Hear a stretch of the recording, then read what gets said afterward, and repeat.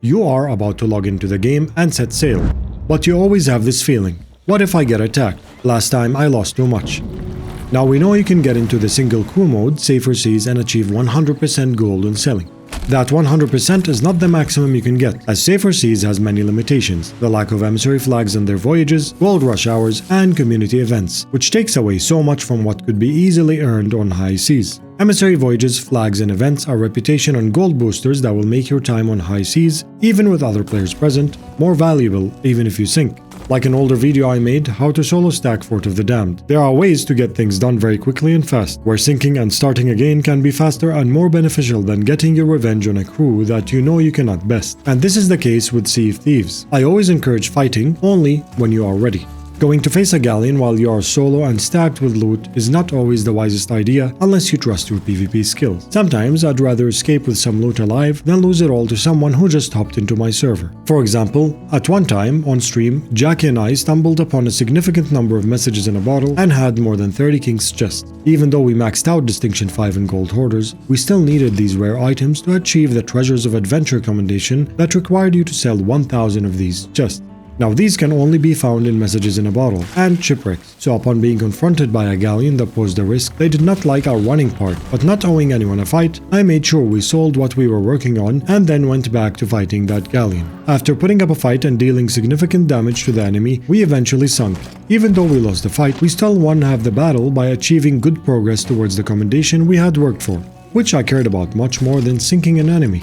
Knowing the enemy is winning half the battle. With that in mind, there are ways to work smart, sail high seas even if you are solo, and still make the most out of your adventure without sinking. Even though danger will always be present on high seas, if you keep an eye on these 3 pointers that I'm gonna tell you, your chances of survival will be much higher. The math is simple. When you understand the game, you do not panic. So understanding what factors make the safest voyage possible in Sea of Thieves as a solo, you will print money, so you can modify it and build on this blueprint when you sail with larger crews. Don't forget, I have been partnered with Instant Gaming for a while now. My entire community uses it and loves it. Get up to 90% off on any of your games. The link in the description below. Fuzzy here, sit back, relax, and enjoy. We have many factions, but let's say you just want to make gold. Lots of gold, fast and secure. I want to address for you what makes Order of Souls the safest faction to level up in Sea of Thieves after we address the reasoning behind it and the ranking of safety compared to other factions. Let's get Athena's fortune out of the way. You are a pirate legend now, so you should be experienced enough to solo treasures and accept some challenges when leveling this up. I do have a video to help you with that. As for Hunter's Call, fishing for gold farming is not very efficient, and all fishing commendations can be done on safer seas. Now let's take a step back. Average 2-hour session of each faction can achieve, and start with everyone's favorite, merchants. What? Say I want to sail and see what merchant voyages have to offer. I did make videos that merchant is one of the fastest factions to make gold with using my lost shipment method. However, if you are solo, depending on your luck, this voyage requires multiple islands to visit, and eventually diving down to collect a large number of merchant crates. All this poses risk to your ship. The more you stay away from it, the higher chance you won't notice incoming pirates.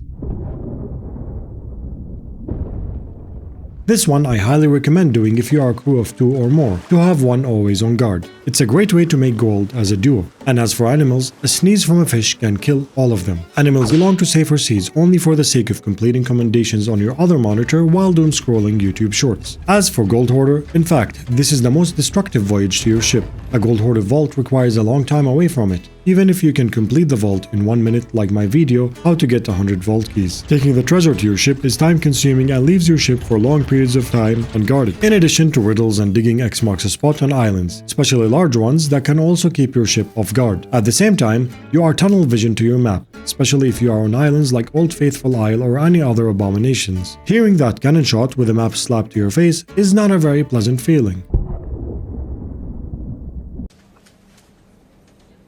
So now, we go for our most peaceful faction in Sea of Thieves, especially for solo, the Order of Souls. The main goal for this faction is to find skeletons for bounties and collect skulls. But what makes it so safe? Other voyages like Ghost Fleets are technically world events, so doing these doesn't fall under our safety guidelines of Order of Souls. Even though you are always on your ship, the entire server knows a quest is being done on that island if you see ghost ships without a tornado, as this means an Order of Souls ship is on that server that actively voted for this quest. We need a voyage that keeps you on your ship, is fast to complete, and is good enough to make your 2-hour session feel rewarding in reputation and gold. A bounty for Skeleton Lord Voyage is considered the highest non-world event voyage for the Order of Souls. Surprisingly, it's rewarding and great for completing various other commendations. But it's not only about completing it, it's about where and how you complete it. First, the goal here is to ensure you rarely leave your ship. This keeps you alert at all times of any invaders so that you can react accordingly. When voting for it, you can quickly and freely shuffle your voyage and discard anything not on the shorelines accessible by your cannons and ship harpoon. For example, this one here gave the Top of Wonders refuge. That is far for everything we need to do, and it makes us leave the ship. Even though shuffling most of the time gives you the same island, it does change where the skeletons are located on that island. So beach locations are your safest bet. Keep shuffling voyages until it says in the bottom by the beach or somewhere you can reach. They are faster to complete and more straightforward to bring the treasure to your ship. 2. Region. Now we know region you choose is optional, but I always prefer Shores of Plenty. It's the brightest, least depressing, and due to its generally open waters, you can even spot any ship from a distance. But which side of it? Instead of expecting enemies from any direction, we can eliminate half of our mental radar by going all the way to the west side islands and focusing our voting on the first line we see. Which takes us to the third point. There is a spawn pattern for islands. Long ago we used to shuffle islands while parked in one location so we could repeatedly get the same one. That has changed to prevent the ultimate cheese. And now islands are limited to 6 before allowing you to repeat and revisit the same islands again. And this happens regardless of what type of faction you are voting for. Here's an example. We managed to predict the pattern of islands on the stream and always got Smuggler's Bay, so we decided to see how that works for Merchant. Keeps giving us Smuggler's Bay, right? Okay, Smuggler's Bay. Now, what animals are smugglers? Chickens and snakes. So, if we vote Merchant now, we should get chickens and snakes to pick up. We should. For the big one. We have unlocked 90% of the matrix of Sea of Thieves and how voyages work. So which island you get is not related at all to what faction you choose. It still gave us the animals we expected on that island, which are present there. How can we use that information to get through the islands quickly? There are 2 ways to stay in the same area and get the islands you need. 1. 2 smaller islands in between, which is the single Order of Souls voyage that gives you 1 skull, which will be Lagoon of Whispers, Sea Dog's Rest, and Rapier Cay in most cases. After 6 voyages total, 3 small and 3 big islands, the voting system will start giving you the same islands again.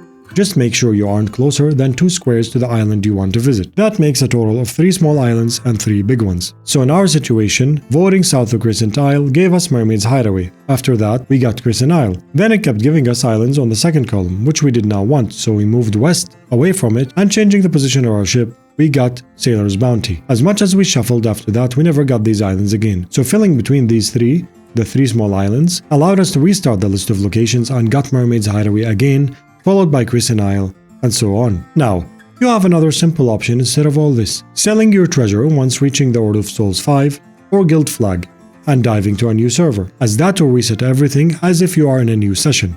Remember that Reaper 5s can spot any emissary on the map, so if you see one and are worried about being a target, feel free to sell and dive either way. I hope this video helped you out. Thank you for watching.